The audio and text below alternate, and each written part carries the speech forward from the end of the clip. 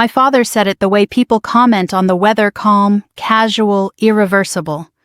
We're taking back your office space. Your brother needs it to stream. 40 followers. That was the number that erased 3 years of my work, my contracts, my nights spent staring at code while the rest of the house slept. I nodded. I even smiled. Sure, I said. I'll clear it out tomorrow. What I didn't say, what no one saw, was that something ended right there at the dinner table. And something else quietly began. I'm 26 years old. My name is Claire. I fix things, not just computers, everything. If the Wi-Fi drops, I reset it. If the printer jams, I crawl under the desk. If the car makes a noise no one can describe properly, I'm the one who Googles until 2 a.m. and figures it out. I'm the daughter who doesn't panic. The one who handles it. The one my parents tell their friends about with a proud smile right before they ask me for another favor. The office they were taking wasn't really an office, not officially. It was the converted spare room at the back of the house just off the garage. No fancy door, no lock. Just a desk. I bought myself a chair I saved up for and a folding table that held my second monitor. That room was the only place in that house where I existed without being needed. Every invoice I sent went out from that desk. Every late-night bug fix. Every client call whispered into a headset so I wouldn't wake anyone. That room paid for the electricity they used to watch streaming shows my brother recommended. It paid for the groceries my mom bought in bulk.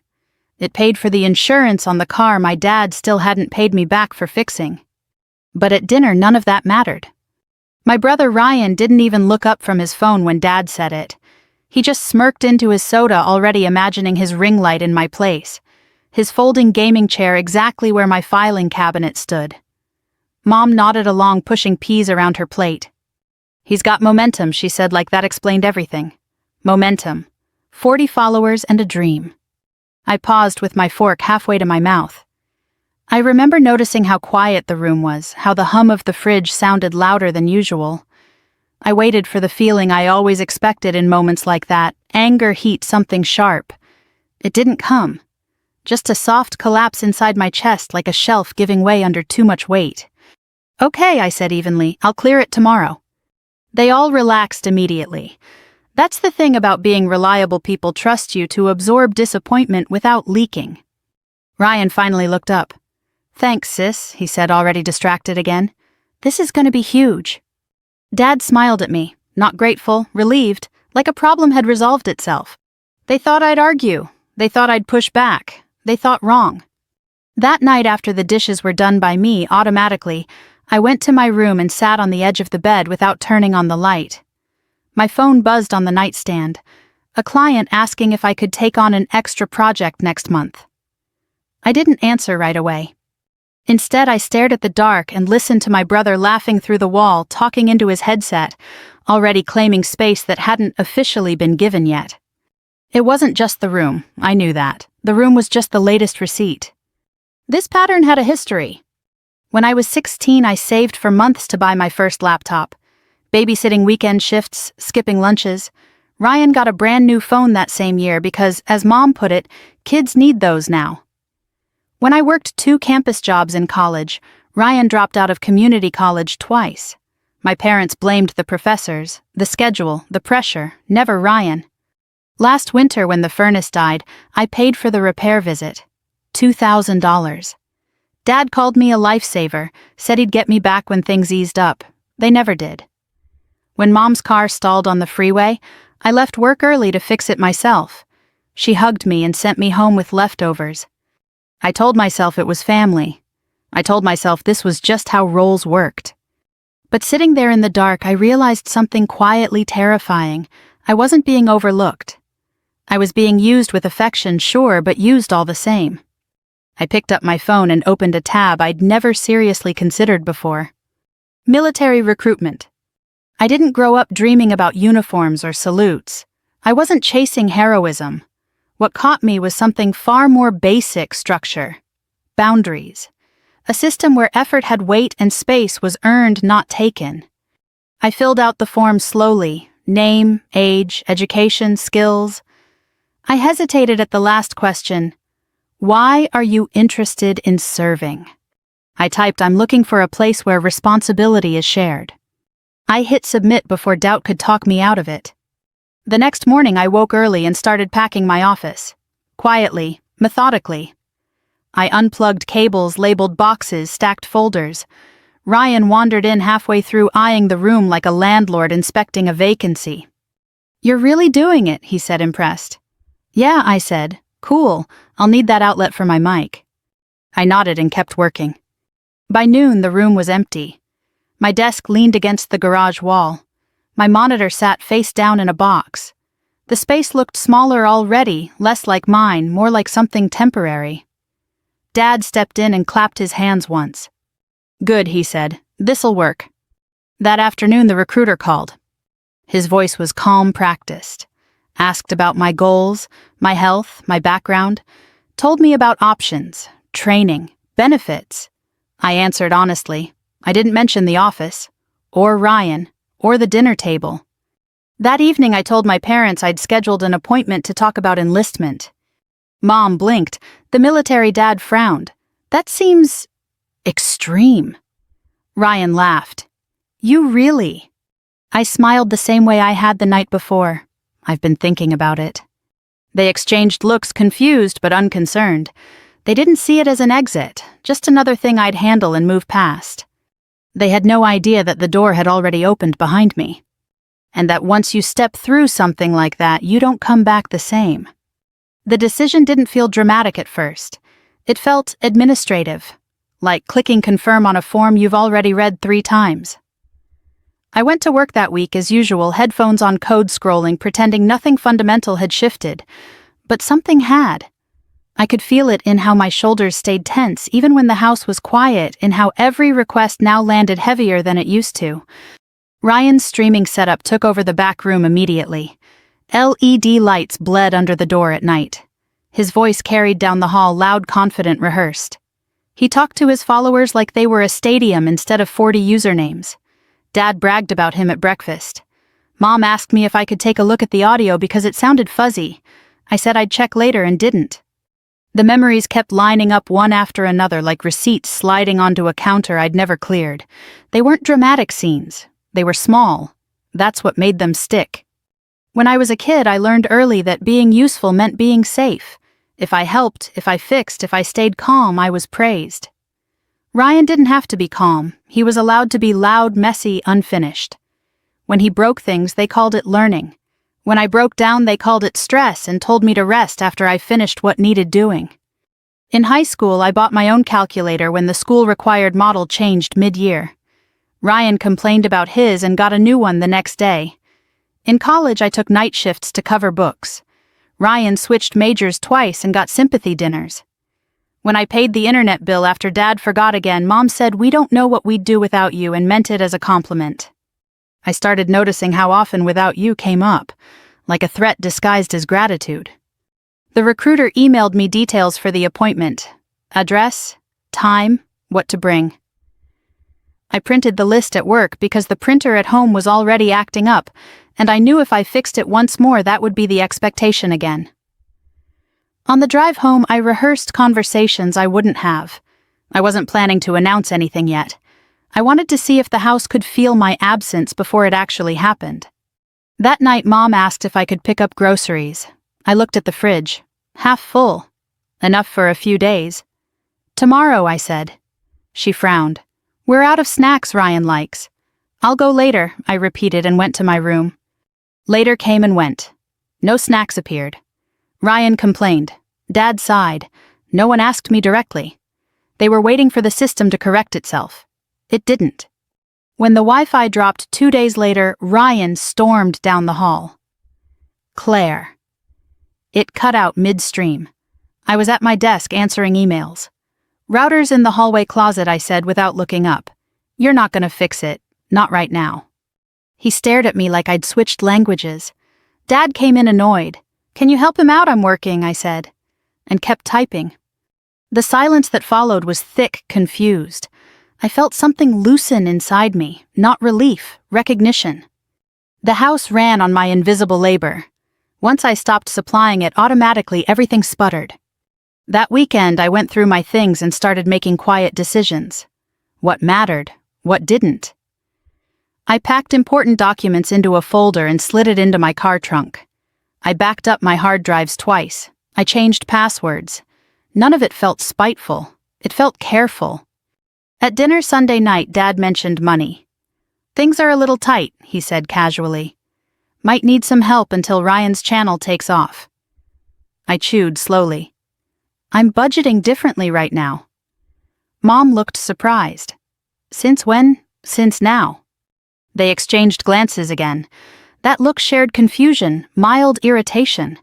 They still thought this was a phase, a mood. The appointment at the recruitment office was quiet. Fluorescent lights, neutral walls, paperwork. The sergeant asked me why I was interested. I gave the same answer, only clearer. "I want accountability. I want to earn my place." He nodded like he'd heard that before. Maybe he had. When I got home, Ryan had moved my old bookshelf into the garage without asking. My notebooks were stacked unevenly on top pages bent. Something hot flickered through me, then not rage exactly, but a boundary being crossed with a smile. "That was my shelf," I said. "You weren't using it," he shrugged. "I needed space for cables." I picked up the notebooks and carried them to my room. Slowly, deliberately. Dad watched from the doorway. "You're being sensitive," he said. "No," I replied. "I'm paying attention." That night I lay awake listening to Ryan celebrate a new follower like a victory parade. I thought about the forms I'd signed, the training schedule, the months ahead. I thought about how the military didn't care who you were in your family, only what you did, only what you carried yourself. The next morning, Mom knocked on my door. "Your father said you're considering—" "Leaving? I'm considering serving," I said. She sighed. "That's a big decision." "So is taking someone's space without asking," I said gently. She didn't answer, just nodded and walked away. By the end of the week, the house felt different, louder, less efficient. The printer jammed and stayed jammed. The lawn grew uneven. The sink filled up. They noticed the symptoms, not the cause. They asked for fixes, not change. And somewhere in all of it, I felt myself stepping back one small refusal at a time. Not to punish, not to teach a lesson. Just to see what would happen if I stopped holding the roof up alone. The real shift didn't happen in an argument. It happened the next morning while I was brushing my teeth. I heard drawers opening in the hallway. Not my drawers, deeper, heavier ones. The kind that stuck unless you pulled just right. I rinsed my mouth, wiped the sink, and stepped out. Dad was standing in the doorway of what used to be my office with a tape measure in his hand. Ryan was crouched by the wall, threading cables through a power strip like he'd always owned the place. "Morning," Dad said, not looking at me, just figuring out spacing. For what I asked, though, I already knew. "Ryan's desk," he said. "We're selling your old one. Guy's coming this afternoon." The sentence landed flat. No pause, no question, just information. "You sold my desk," I repeated. Dad winced like he'd expected that reaction but hoped it wouldn't come. "You weren't using it anymore, and Ryan needs something sturdy. Streaming setups require real equipment." Ryan stood up, stretching. "It's cool. You'll get some of it back. I told Dad to give you $100. $100. For the desk I'd assembled myself, for the scratches from late nights, for the surface where I'd signed my first contract. "Keep it," I said. My voice sounded distant even to me. "Call it an investment." Dad exhaled, relieved. "Good, I knew you'd understand."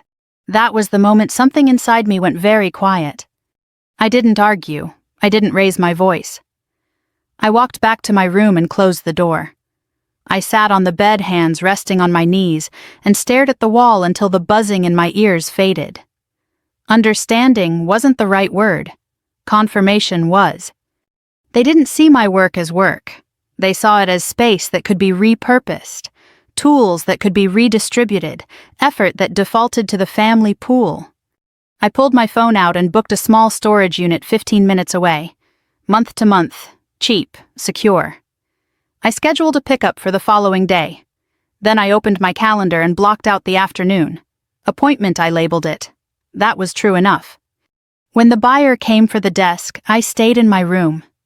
I heard the scrape of wood, the thud against the garage floor, the stranger's voice thanking Dad. Ryan laughed about how much better his setup would look now. I didn't go out. I didn't say goodbye to the desk. By evening, the room was unrecognizable. LED lights pulsed where my lamp used to sit. The hum of electronics replaced the quiet I'd built my days around. It felt like watching someone else move into your skin. I started changing my behavior more deliberately after that. Not dramatically, precisely. On Tuesday, I bought only milk and bread. No extras. Mom blinked at the grocery bag. "That's it, budgets are tight," I said, and went upstairs. On Wednesday, the Wi-Fi cut out again. Ryan yelled. Dad knocked on my door. "Can you take a look?" "Not tonight," I said. "I'm busy." On Thursday, Dad complained about the printer. I suggested he restart it and went for a walk. Every small refusal felt like lifting a finger off a pressure point I'd been holding down for years. At night, I moved my valuables. Not all at once, just enough not to be noticed. Laptop first, then the external drives, then the folder with contracts and tax documents. Each trip to the storage unit made my shoulders drop a little lower. The things that mattered were no longer at risk of being repurposed. The recruiter called again to confirm my next steps: physical, background check, timeline. I listened carefully, asked questions, took notes. This was real now, not an idea. A path. I hadn't told my parents the full timeline. I wasn't hiding it to be cruel. I was waiting to see if they'd notice anything beyond inconvenience. They didn't. They noticed the lawn, the groceries, the Wi-Fi. They didn't notice me. Friday afternoon, Dad caught me in the kitchen. "You're pulling back," he said, like it was a flaw. "I'm adjusting," I replied. "To what?" "To reality." He frowned. "We're family. We help each other." "Yes," I said, "we should." That night, Ryan's stream ran late. His laughter echoed down the hall, sharp and triumphant. I lay awake thinking about the training schedule the recruiter had sent. Early mornings, clear expectations, consequences that applied evenly. The house felt louder than usual, or maybe I was just listening differently. Saturday morning, I carried the last box to my car. Dad watched from the porch. "What's all that work stuff?" I said. "You're not planning on leaving, are you?" I paused. "I'm planning on not being taken from anymore." He didn't respond, just turned back inside. The day before my medical screening, Mom knocked softly on my door. "Your father's worried," she said. "I know. He thinks you're doing this because of Ryan." I met her eyes. "I'm doing this because of me." She sat on the bed, smoothing the blanket. "We didn't mean to hurt you. I believe that," I said. "But intent doesn't erase impact."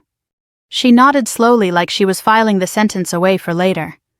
The morning I left for the screening, the house was quiet. Ryan slept in. Dad read the paper. Mom stood at the sink. No one asked where I was going. No one offered a ride. As I pulled out of the driveway, I looked back at the house. The lawn needed mowing. The porch light flickered. The back room glowed, faintly, already alive with someone else's ambitions. I wasn't angry, I was clear.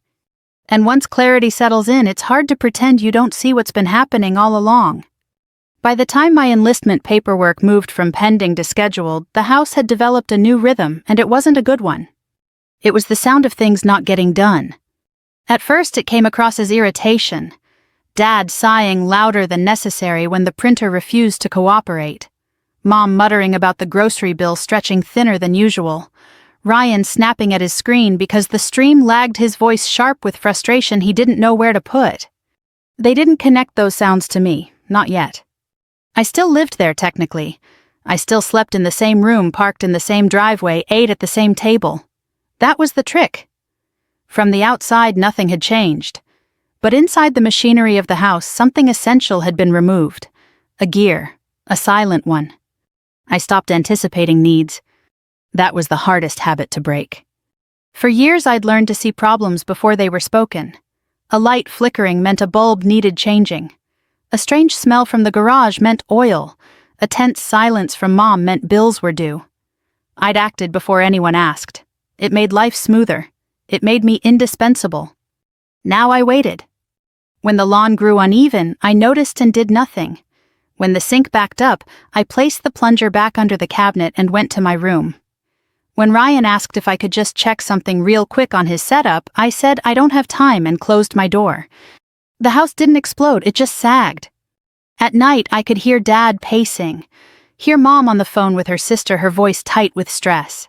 Hear Ryan complaining about algorithms and unfair odds about how no one understood how hard this was. I understood exactly how hard it was. I'd just stopped cushioning the fall. Meanwhile, my own life was becoming strangely ordered. I started running in the mornings following a basic training guide I'd found online. The air was cool, quiet. No one asked anything of me at 6 a.m. My legs burned, my lungs protested. But the pain felt earned, honest. I organized my finances one evening sitting on the bed with my laptop and a notebook. Income, expenses, savings. I'd been supporting more than I'd admitted even to myself. Subscriptions in my name, utilities partially covered by my account, little transfers labeled temporary. I canceled what I could, set end dates on the rest. The first notice came 3 days later. "Why is the internet warning us about disconnection?" Mom asked, holding her phone out to me like evidence. "I changed the billing," I said. "It ends Monday." Her eyes widened. "But Ryan needs it. Ryan can pay for it," I replied. She stared at me like I'd just suggested something immoral. That night, Dad knocked on my door. He leaned against the frame, arms crossed. "This pulling back, it's making things harder." I met his gaze. Things were easier because I made them easy. "That's what family does," he said. I nodded. Family also notices when one person carries everything. He didn't argue. He just stood there, jaw tight, like someone who'd realized too late that a bridge was already burning behind him. The day before I was scheduled to leave for initial training orientation, I packed a duffel bag. Just essentials. Clothes folded tight, running shoes, documents. I left it by the door unobtrusive. Ryan noticed it first. "You going somewhere?" he asked mid-scroll. "Yes." "When?" "Tomorrow." His eyebrows lifted. For how long? I considered the answer. Long enough. Dad came in later, eyes drawn immediately to the bag. "What's this, my things?" I said. "You didn't say you were leaving. I said I was adjusting." He opened his mouth, then closed it again. "This isn't like you," he finally said. I almost laughed. This was exactly like me. They just hadn't been paying attention. That night the house felt restless. Doors opened and closed. Ryan's stream cut out twice. He shouted. Mom snapped back. Dad raised his voice for the first time in weeks. I lay in bed staring at the ceiling, listening to the cracks spread. In the early morning before anyone else was up, I loaded the duffel into my car. The sky was just starting to lighten that soft gray blue that feels like a pause before the day decides what it will be. Mom appeared in the doorway, robe pulled tight. "Be careful," she said. "I will." She hesitated. "Call us." "I'll let you know I'm safe," I said. It wasn't a promise of more than that. As I drove away, my phone buzzed. A message from the recruiter, "Welcome. Today's the first step." I didn't look back this time. The training facility was loud, controlled, impersonal. Names replaced by numbers. Instructions given once. Expectations clear.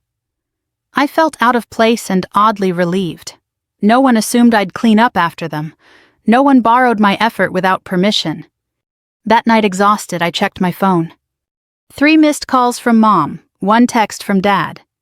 The hot water heater isn't working. I stared at the screen for a long moment. The old reflex surged, solutions lining up, tools, imagined steps ready. Then I set the phone down. Not because I didn't care, but because this was the moment everything hinged on. If I rushed back now, nothing would change. And for the first time in my life, I was willing to let the system feel what it was like without me holding it together. The call came 2 days later, just after lights out. Phones weren't supposed to be on, but everyone had them anyway, tucked under pillows, hidden in lockers, glowing softly in the dark like guilty secrets. Mine buzzed once, stopped, then buzzed again. I recognized the pattern before I saw the name. Dad. I rolled onto my side and stared at the ceiling for a full breath before answering. "Hey," I said quietly, careful not to wake the woman in the bunk next to me. His voice came through tight, stripped of its usual authority. "We need you." I closed my eyes. There it was. Not "how are you?" Not "are you okay?" Just need. "What's going on?" I asked. The hot water heater's dead, he said. No hot water since yesterday morning. Your mother's been boiling water on the stove just to wash dishes. I tried resetting it, but it's making this noise. We don't have the money for a service call right now. I pictured the basement, the narrow stairs, the unit I'd researched, repaired, maintained. I knew that heater better than anyone else in that house. I can look up the manual, I said. There was a pause. You could just come home and take a look, he said carefully. It would be faster. I sat up slowly, my feet touching the cold floor. I'm not coming home. Silence. I didn't mean right now, he said. I just Claire, it's cold. I know, I said. What's the error code? He exhaled, annoyed. Hold on. I heard shuffling, the sound of him walking downstairs. Then quieter, it says E03. I pulled my phone closer and opened the manufacturer's site. The page loaded slowly. My fingers knew exactly where to go. It's the igniter, I said after a moment. Common issue. The part's about $90.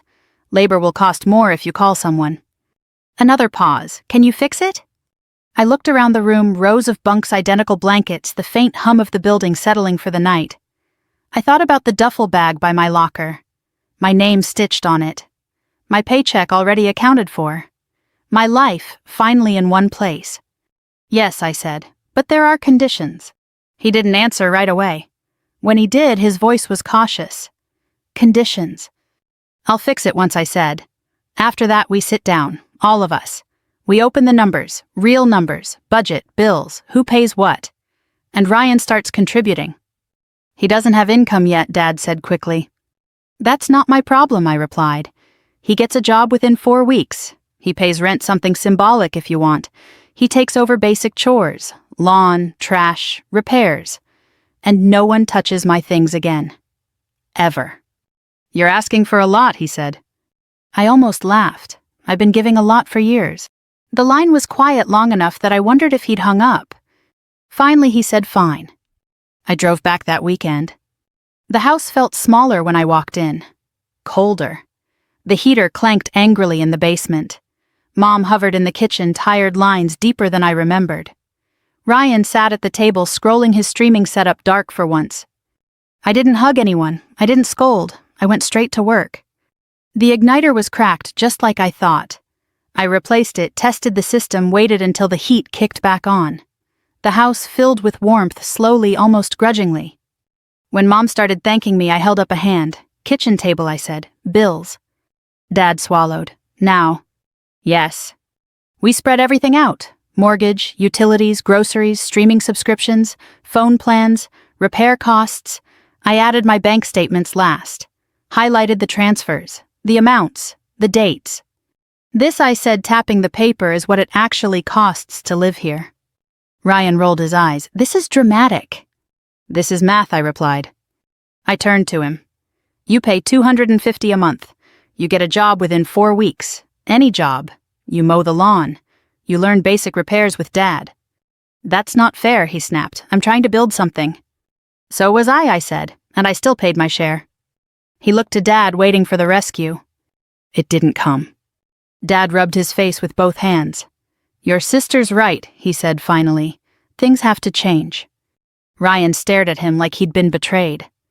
I stacked the papers neatly. I'm not cutting off love, I said. I'm cutting off unlimited access. No one argued after that? The first week back at training, my phone stayed mostly silent. That alone told me everything. No frantic messages, no missed calls stacking up, no just one quick question. The house had adjusted awkwardly, imperfectly, but it hadn't collapsed. That realization carried a strange mix of relief and grief. Relief that I hadn't imagined my own importance. Grief that it had taken my absence for them to notice it. By day 10, the routine had settled into my bones. Wake before dawn. Beds made tight enough to bounce a coin. Boots lined up, laces tucked. Every movement had a reason. Every correction came with clarity. No one apologized for standards. They just enforced them. I thrived in it more than I expected. At night, when the lights went out, I lay awake listening to the building breathe, hundreds of people, adjusting to the same discipline, the same expectations. No one asked me to fix their life. No one assumed I would. For the first time, I wasn't infrastructure. I was just another person carrying my own weight. On day 12, Mom texted, "Your father says thank you again for the heater. It's working fine." I read it twice. No request followed, no hint, just information. I replied with a thumbs up and put the phone away. The next message came 3 days later, from Ryan. "Dad says I need to start paying rent next month." I smiled despite myself. "That's what we agreed," I typed back. A pause. Then I got an interview at the warehouse. Not streaming, but whatever. "Whatever pays the bills," I replied. There was no instant response. I imagined him sitting on his bedphone in hand, processing the unfamiliar sensation of consequence. It wasn't punishment. It was adulthood arriving without asking permission. A week later, Dad called, middle of the afternoon this time. I stepped away from the common area and answered. "Hey," he said. His voice sounded older, not weaker, just more careful. "I wanted to let you know we set up a budget." "That's good," I said. "We cut some things," he continued. "Streaming services, upgraded phone plans, stuff we didn't really need." I leaned against the wall listening. "And Ryan's been mowing the lawn," he added, almost like he was testing the words. "Not well. But he's doing it." I let out a small breath. "Good." There was a beat. "You're doing well there." "Yes," I said honestly, "I am." Another pause, then quieter. "We should have done this sooner." He didn't say "I'm sorry." He didn't say we were wrong, but it was the closest he'd ever come. 6 weeks passed. The first paycheck hit my account on a Tuesday morning. I stared at the numbers longer than I needed to. Not because of the amount, but because of what it represented. My work, my effort, my name attached to something earned without negotiation. I paid my bills. I moved a portion into savings. I bought myself a pair of running shoes that didn't hurt my feet. Small, deliberate choices. Each one felt like placing a brick in a foundation that was finally mine. Near the end of training, Dad called again. "The furnace is acting up," he said, cautious now. "I'm not asking you to come. I just wondered if you knew what the noise might mean." I pictured the control panel, the manual, the diagram etched into my memory. "What does it sound like?" I asked. He described it, slowly, carefully, like someone trying not to fail a test. "It's probably the blower motor," I said. "You can check the filter first. There's a video online."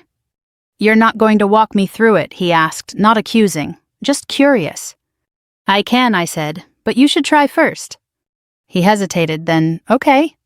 When the call ended, I didn't feel guilty. I felt proud of him, of me. I visited home 3 months later. The house looked steadier. The lawn was trimmed, the porch light worked, the kitchen sink was empty.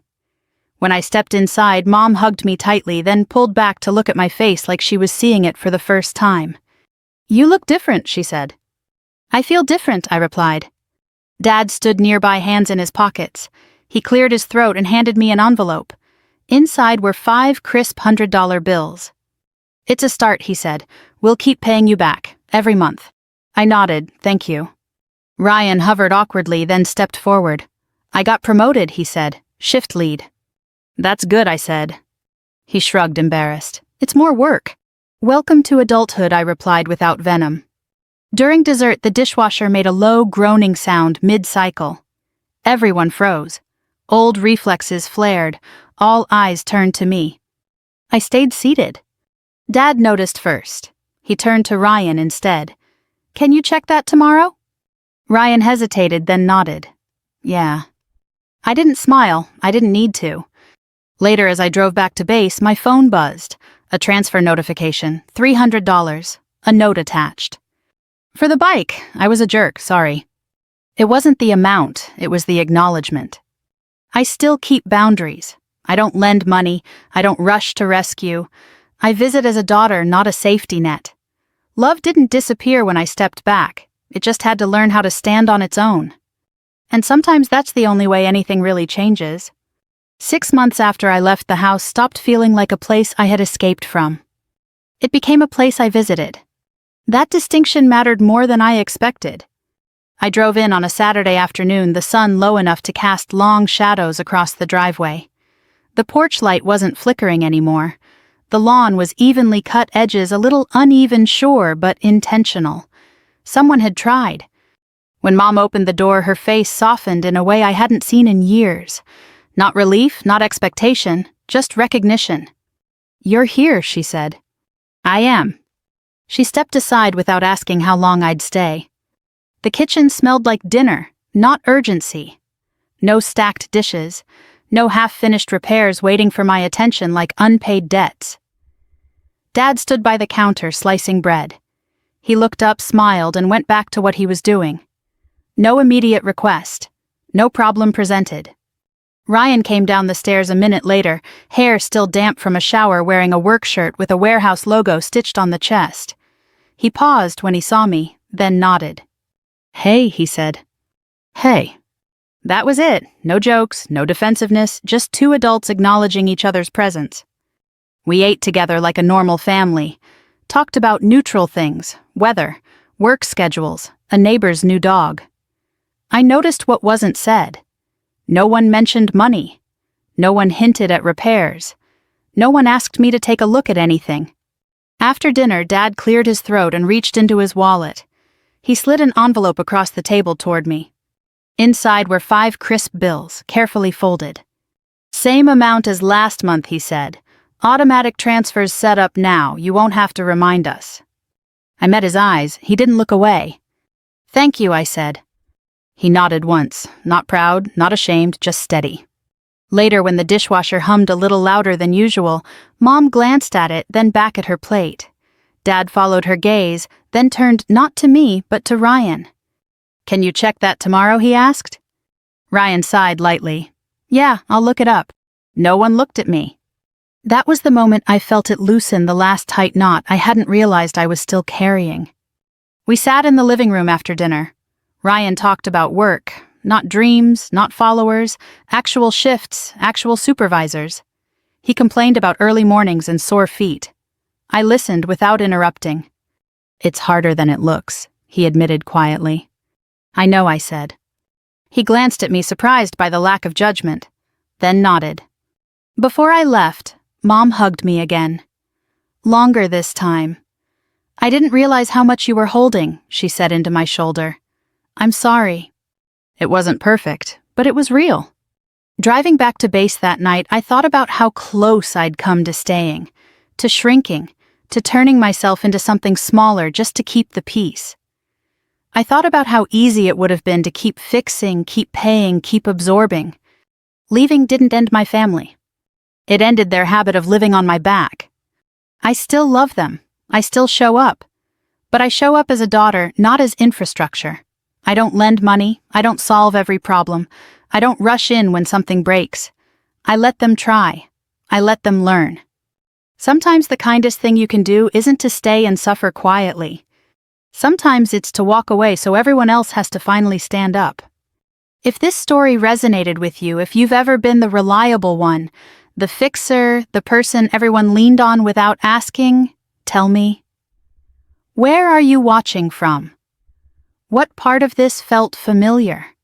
We share stories like this every day, stories about boundaries, accountability, and finding your way back to yourself. If you don't want to miss the next one, please like, share, and subscribe. Let's keep going together.